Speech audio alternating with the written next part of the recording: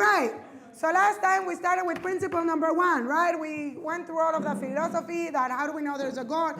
The foundation of all of the foundations is knowing that there was a first existence. We said not creation, but rather existence. God exists. He doesn't depend. Everything depends on him.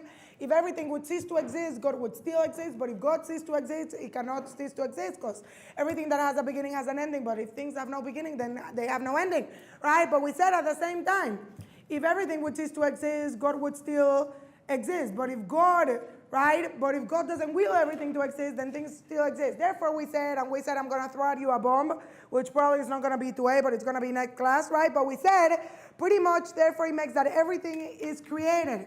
That means that everything is relative. Only God is absolute. If things are relative, it means you think they are, but they're not, right? This is why we said that the Gemara calls this world Olam Dashikra, the world of illusion. What's an illusion? It's like fog. You get close to it, it's deep, it's like, heavy, but then really it's nothing. Everything you see is really not really. But I'm going to explain it later, right? Why? Because being that it is created, it is dependent on the one that created it. Therefore, the one that created it could have created it in any other way, if you ever think about it. Therefore, that means that it's not an absolute reality. It's not it. It is not. You understand? Only God is.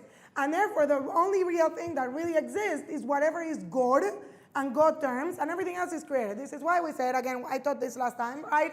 But I still told you, I'm going to tell you how practically this works because this is going to blow your mind, right? But we said, when God created the world, how did he create it?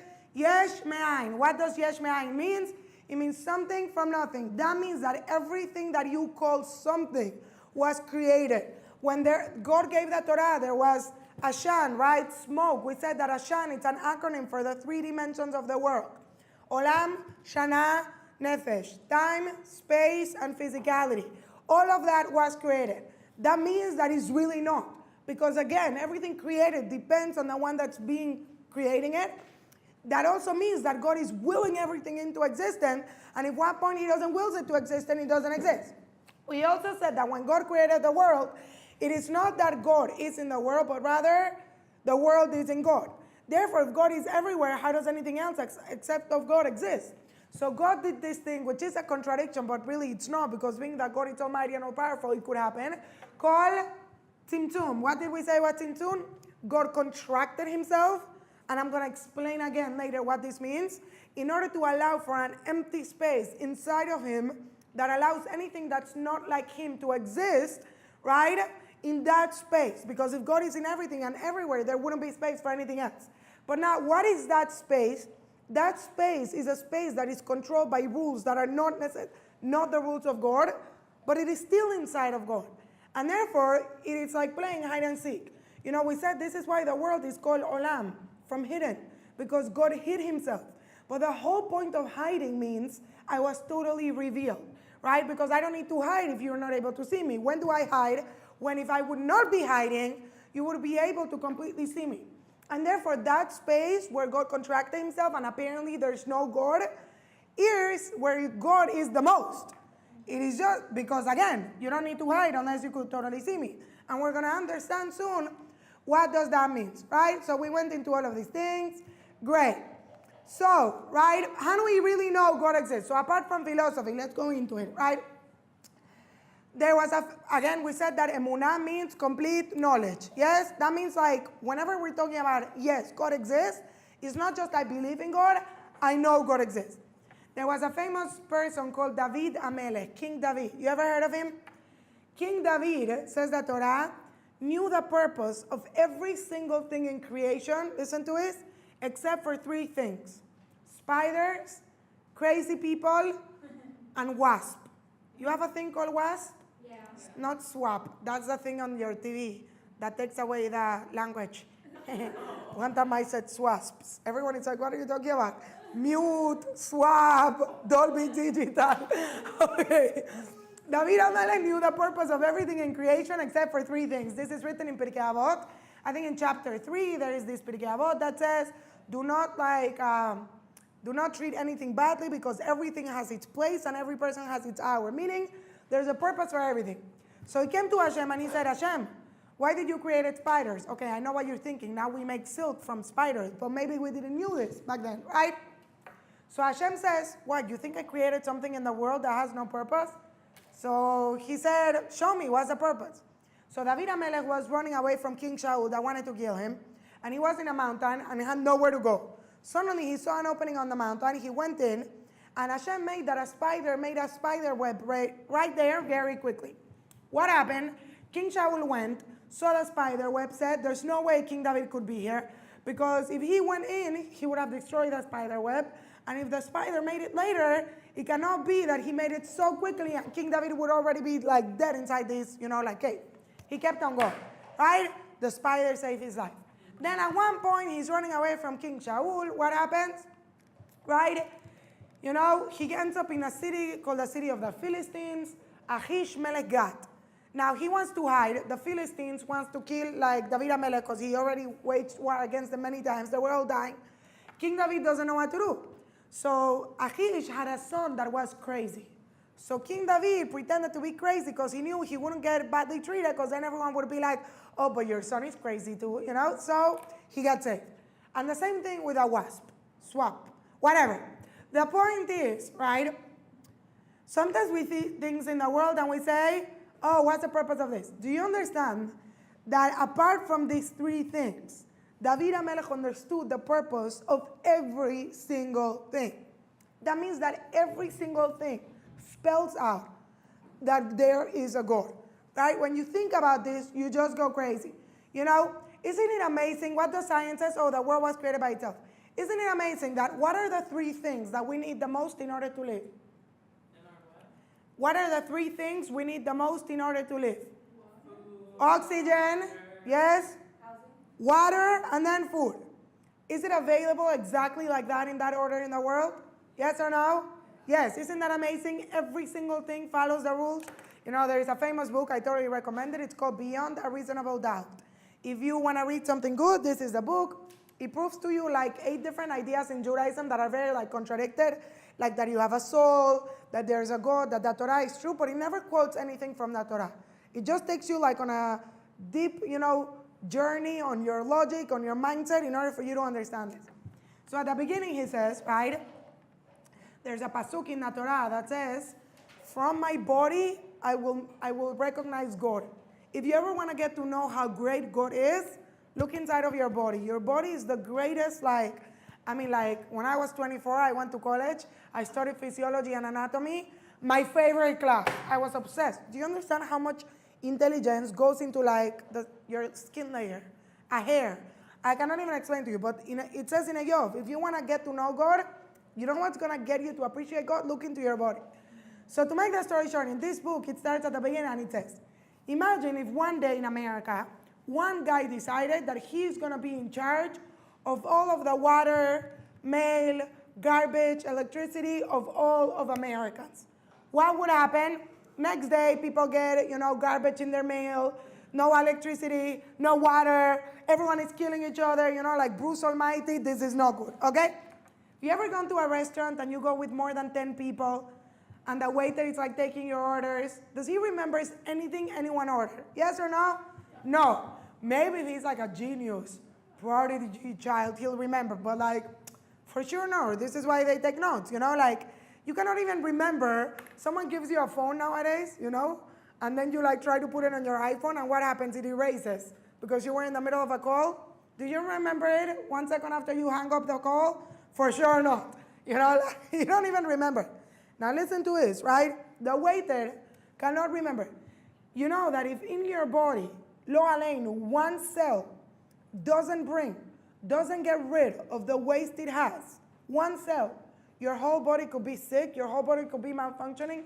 If oxygen doesn't go where it needs to go, by the way, you know what's the proof? Cancer, lo aleinu. That's the worst sickness in the world, right? How does cancer start? Anyone knows? You have one bad cell that mutated itself, right? And then you get 2 cells, 3 cells. And later, you have millions of cells that came out from one bad cell. That was it. In the same way, a whole baby, is created from one tiny cell. Our rabbis tell, or not our rabbis, but science says, think about this for one moment. Your heart, it's a very, very small muscle. Anyone knows how much blood your heart pumps per minute? Anyone knows how much?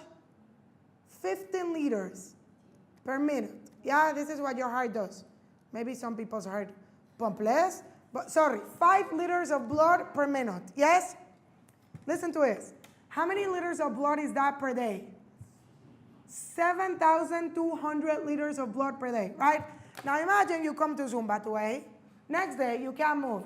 You come to Zumba, right? Next day, you can't move because all of your muscles are hurting.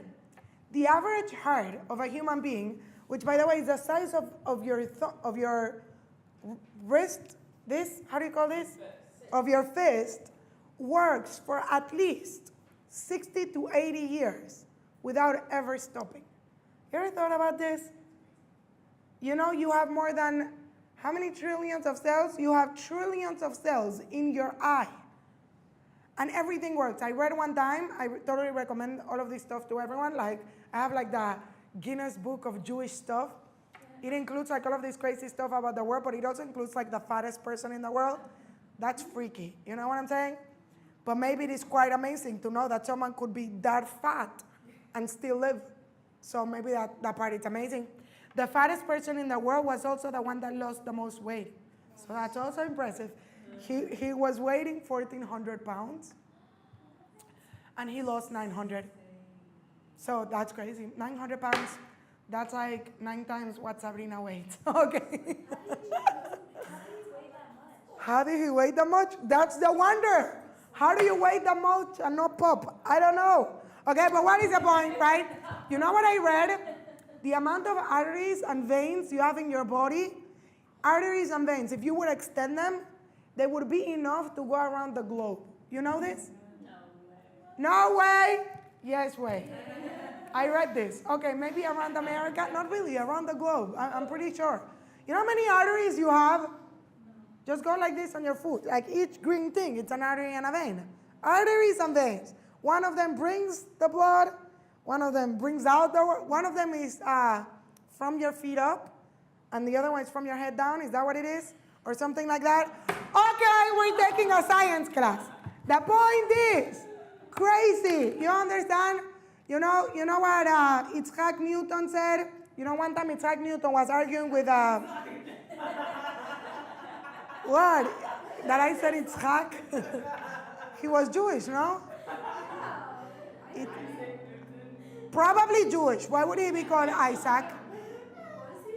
Isaac Newton? He was probably Jewish. Newton?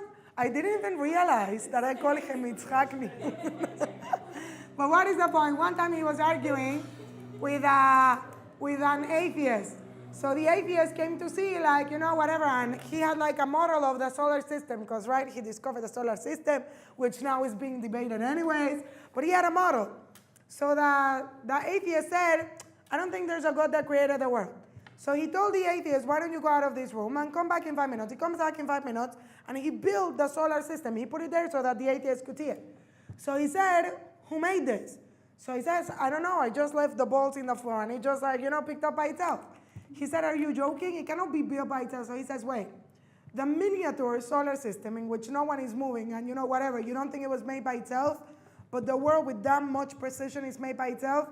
I mean, if you follow science, if the Earth would be, I think, like what?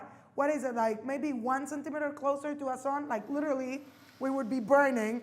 If it were, okay, 1 kilometer. If it would be 1 kilometer away from the sun, we would be freezing, right? Everything is in such perfect order. There is a famous guy called Trinh Xuan Tuan. You Google him, okay? Trinh Xuan Tuan. I don't know if he won the Nobel Prize or he's just good, but he's an astrophysics. You know what he said? I like numbers, so this blows my mind. You know what Trinh Xuan Tuan said? The probability of the world being created by itself, okay, listen to this, is the same probability as you shooting an arrow to a 1 centimeter square. Let's go again, because you're going to get very confused. The probability of the world being created by itself, okay, is the same probability as a person shooting an arrow to a 1 centimeter square that is standing 50,000 millions, okay, have this in mind. Do you say like this, 15,000 millions? Yes? Light, no, 15,000 millions. That means it would be like this. Okay, that's how it was written. People always want to make me feel bad. Where is the love? Still 3 more zeros? Okay, this even makes it crazy.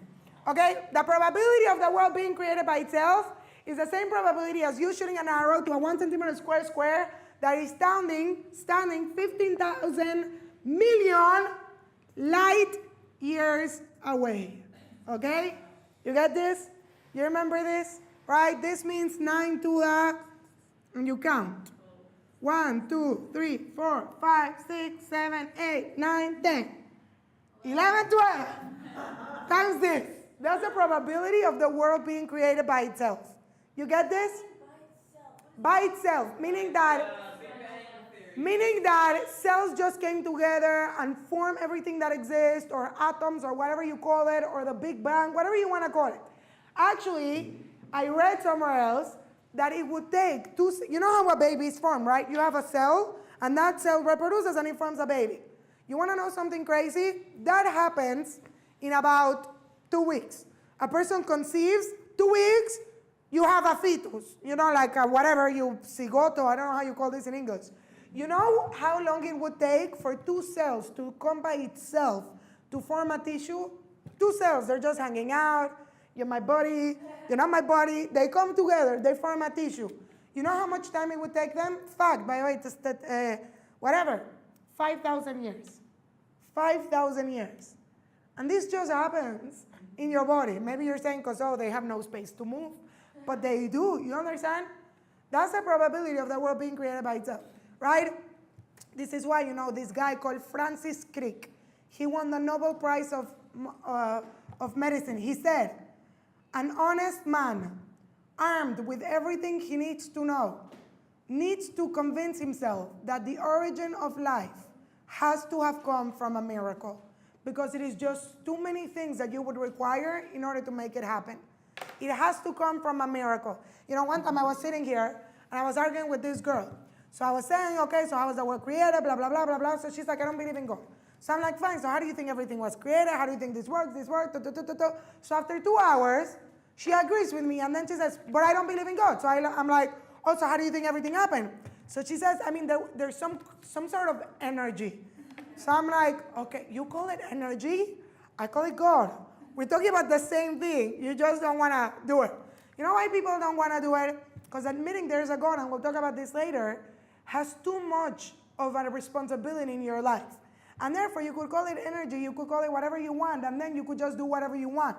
But no person in the world can say that there's no God.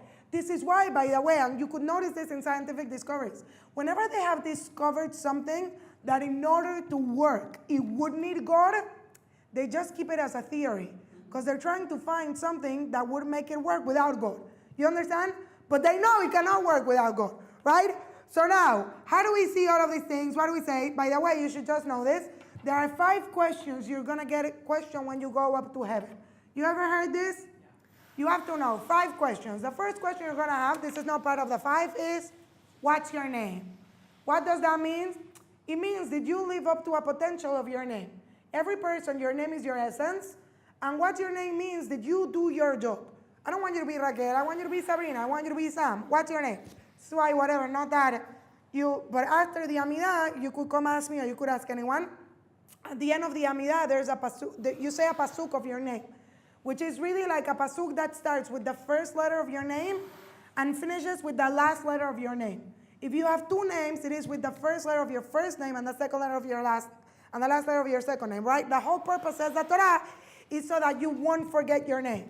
Obviously, it doesn't mean you'll forget your name. It means that you forget your purpose in life. So when you get up there, you're going to be like a little confused because you're always checking everyone, so you don't really know who you are. Apart from that, there are 5 questions you're going to be asked. One of the questions you're going to be asked is, quote, Masata umatata ve'emuna, which means, did you masa umatan, did you interchange, like did business with emuna, with honesty? Pretty much the question is, Were you an honest businessman? Yeah, this is the question. But our rabbis also understand it. Did you interchange in matters of emunah? Did you spoke about emunah? Every time you speak about God and get a greater awareness of the greatness of God, right? And all of these things, you're doing a positive commandment from the Torah. You understand this? This is actually the first commandment. The first commandment of the Torah says, I am the Lord your God. What is God commanding you? Says the Rambam, you have to get to know God. Every time you speak about the awareness of God, you're bringing greatness of God, you're bringing awareness. That's why I'm going to tell you something crazy if you never thought about it. We know religious people like to have lots of children. You ever notice this? Okay. By the way, is that an obligation to have as many children as you want? What's the mitzvah? A boy and a girl. Some people say that 2 of them it's okay, because the mitzvah is pru urbu. Yeah, you ever heard this mitzvah? You should be fruitful and multiply. Fruitful means have a baby, and multiply means have to. Yes? The Mehadrin way of doing the mitzvah is you should have a boy and a girl. Obviously, that's not your choice. That comes from God. But why a boy and a girl? Because you're living in this world exactly what you wear. So you're not gonna affect the world, right? If you don't leave a boy and a girl, then you're affecting the census of like balance, whatever you want in the world. But again, some people say if you have 2 boys, it's okay. Why do Jewish people have so many kids, right? Why? You know? Sometimes they have already 15 boys and girls. I know people that have 14 children, 18. I know someone that has 20 and his wife is pretty thin. Like, thin. So like, blessed are you, Lord. 20 kids. Yes? I think she just, yeah, amazing. Not for me. It's okay, I'm already old, so there's no way I could have 20 children. Hashem, I beg you, I at least want 4. 4 and I'd be happy, okay? 2 girls and 2 boys and they could be friends. And we fit in a regular car. And all of them should be like Chevy, because Chevy's so perfect. I have to show you a picture of what she's wearing today. You melt. Melt. Fashionista. Melt. Okay, but what is the point, right? Why do people have so many children, right? And the idea is that, you know, by the way, if I would be teaching you all of this stuff, which I'm not, right? We know that in the Torah there were certain kinds of impurity, right? The impurity, whenever someone would be impure, the only thing they couldn't do was going into a temple, right? Except for one type of impurity. When a woman is impure from her period, she cannot have relations. To make the story short, it seems to be that having relations is similar than coming into a Beit HaMikdash, yes? Because it's the only thing that you have the same prohibition. By the way, when do you actually get your period? When you could be pregnant afterwards. If you're nursing, or you just, right, or you're pregnant, you don't get your period. If you're menopause, you don't get your period. That means that specifically is when you could get pregnant, yes? That means that the action of pregnancy, of bringing a baby, is similar to the building of the temple. By the way, our rabbis teach us that a person's house, there's no Beit HaMikdash, but what's the Beit HaMikdash? Your house and your bedroom is Kodesh HaKodashim, the Holy of Holies, right? We're not going to talk about this now. But now, what is the point? What are you doing when you're building the temple? The building of the temple, it's making a flow, making a way for us to feel God in this world. We're bringing God's concrete. We're making it concrete in this world so that we could relate to God, right? We're bringing awareness of God into our world. But even more than that, we do it by bringing a child. You ever thought about what is a child? Not only it's a baby made in the image of God, and therefore whenever you're bringing a kid, you're bringing someone that is made in the image of God. No, that's not just it. Every single baby adds to awareness and greatness of God. Why? You know, there's a famous pasuk. This is a song. Marabu ma'aseha Hashem, tudun tudun, kulam bechokhma asita. You've never heard this? How great are your deeds, God? You make them all with so much wisdom. Now, I always say, like, oh, just 2 days ago, I went to a zoo. I go to a zoo, I go mad. Every single animal has a characteristic that helps him fight against its environment, defend, this, that, crazy. You know what's the most crazy thing? Let's say I make cookies with a mold. Is each single Oreo the same one as the other one, unless it like broke? Yes, because all of the Oreos are made with the same exact mold. You ever notice the world? all animals are made according to one mold, because there was a first animal of those that were created. None of them are the same. You ever saw Madagascar? There's only one Marty. I told Chevy, we saw the zebra, and I told her there's one famous zebra. She's called Madagascar. And then we saw the bats. So I told her there's a famous bat guy. He's called Batman. So now Chevy knows everything. But the point is, you know what it is? Whenever you create a person, this is amazing. No two people are exactly the same. Now, if I make 100 people under one mold, which would be the mold of Adam, and all of them come out different, that's like, okay, big deal. You only made 100. But if I make 200, if I make 1 billion, if I make $10 billion, right? That's crazy. Wait, you made all of them according to each one, and each one is different? You understand? And therefore, each child brings greater awareness of God into his world, makes God look even bigger and bigger and bigger. How do you still have, really, if you think about this, it's crazy. How much could you mix and match in order to make each person looks different? You understand? And therefore, the more I bring children into our world, the more I'm bringing awareness of God. So I don't want to just bring two. The whole purpose of Jewish people is we're ambassadors of God. We have to bring awareness of God into our world.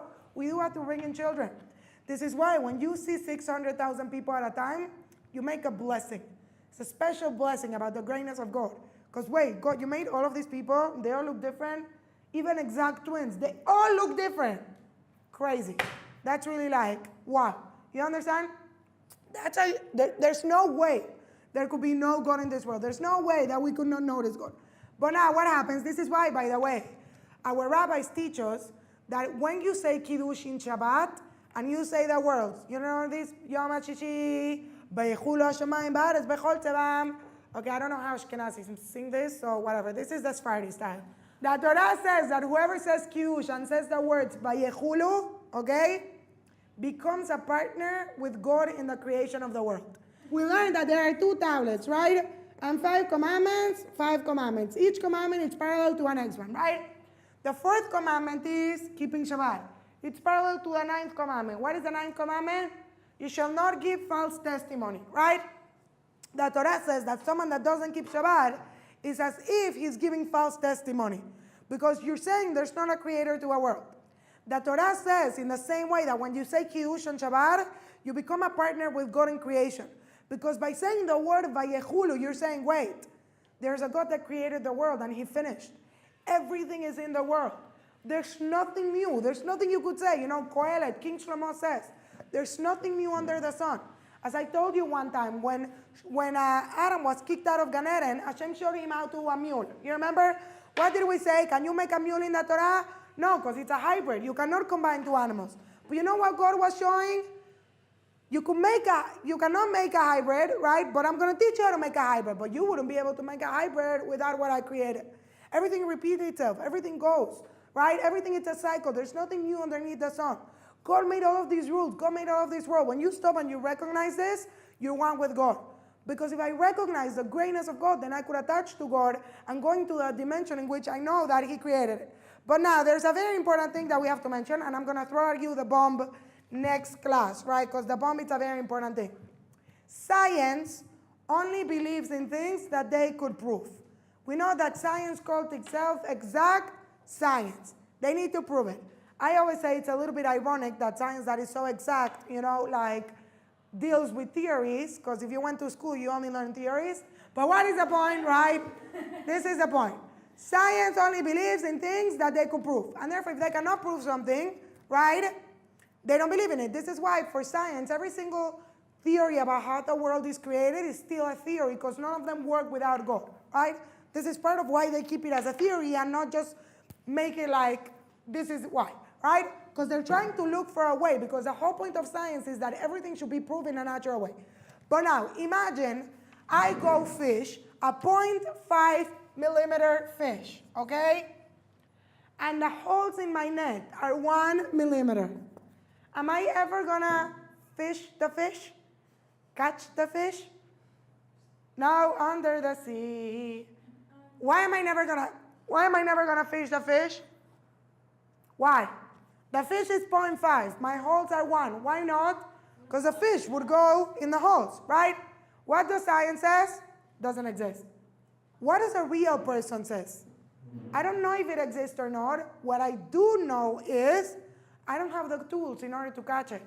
Because my smallest net has holes of 1 millimeter. You understand? The fact that I cannot take something, and by the way, we could go on this forever. The deepest, place in the ocean I saw somewhere, I think it's 3 times the height of Mount Everest. You know this? Or 3 or 7, I forgot which one. But anyways, lots of difference between 3 and 7, but 3 is still pretty high. All right, but what is the point? If I would really understand, I would say, I just don't have the tools in order to get it. By the way, do we believe in things that we cannot see? Yes. You talk on the phone. Could you see, sound vibrations? No. Oh, now we have a machine, but we don't. You believe in X-rays. You believe in lots of things, right? You ever saw that propaganda from Colgate? You never saw it? Colgate, whatever you call it. So the teacher was saying to her students, do you believe in God? So they said, yes. So they said, no, but God doesn't exist. You cannot see him. So the propaganda goes, whatever, and then the kid says, kids, can you see the teacher's brain? And they say, no. So they say, if you cannot see the teacher's brain, then it doesn't exist, right? But we believe in tons of things. Not only that, we also believe in tons of things that have an element of failure in them, right? Why? Because again, a person has to understand that there are many things that we know are real, but we cannot prove. But again, as I said, and I said it in Mejina, I don't know if Benjamin was there, right? But if I would be able to prove God, I would be limiting God in the fact that I am proving him. Because I prove things to my 5 senses. If I would be able to grasp God, it would mean that he is limited in a physical way, and therefore I could grasp him into my 5 senses. The fact that I cannot prove God doesn't make him less, makes him more. Because when something is that great, I cannot grasp it. Grasping something means it's limited. Your mind cannot go there, right? But that doesn't mean that God does not exist. It just means I am limited. By the way, again, the greatest tool you have, we did say this, is your brain. But even your brain is limited. You cannot even imagine 5 chickens without counting them. You know what I'm saying? And you could imagine God. It's like expecting a dog to understand how to use a computer. There's a famous pasuk in Kohelet that says, because who is man to come in front of the king? You're man. You're limited. You cannot understand the king's way. Just because you don't use the same language. Now, we use the language of man for God, because if not, we wouldn't be able to refer to God. But part of being a man is understanding, I am a man and I'm not God. Just as you cannot believe that a dog could be trained in order to do certain things, I cannot train a person in order to understand certain things because of the limitations of a human being, right? And your mind cannot think of anything that is unlimited. You think you do, but you don't. If you ever saw Back to a Future, whatever, you go into a year that already existed. How do we know our mind cannot think about unlimited? Because in math, you have all of these expressions to express what unlimited is, right? Because you cannot think of what unlimited is. There's a point that you cannot even have a name for the number. You understand? So part of our basic understanding is that, your eyes has 120 million cells. You understand this? In just one little eye. And again, even though people have been able to make things, no one is able to make the faculty from zero if it was non-existent. You ever think about that, right? And again, we'll continue with this next week. Any questions? No? Next week I'm throwing at you the bomb. And then we're talking about idol worship. Yeah? You didn't finish the 5 questions when you go to heaven. You want to know the 5 questions? I always forget one of them. Okay. So the 5 questions are, if you occupied yourself with having children, that's one of the questions. Meaning not if you have children, because that doesn't depend on God. It depends on you, depends on God. But if you occupy, you got married, did what you have to do, right. If you separated times to study Torah, meaning every person has to separate at least a minute a day, this is to study Torah. Kavata itim la Torah. If you waited anxiously for Mashiach, if you were honest in your business, and I think if you treated your fellow with kavod, if you treated the other person with honor. The 5th one is something with some other people. Yes? Great. Have a nice day.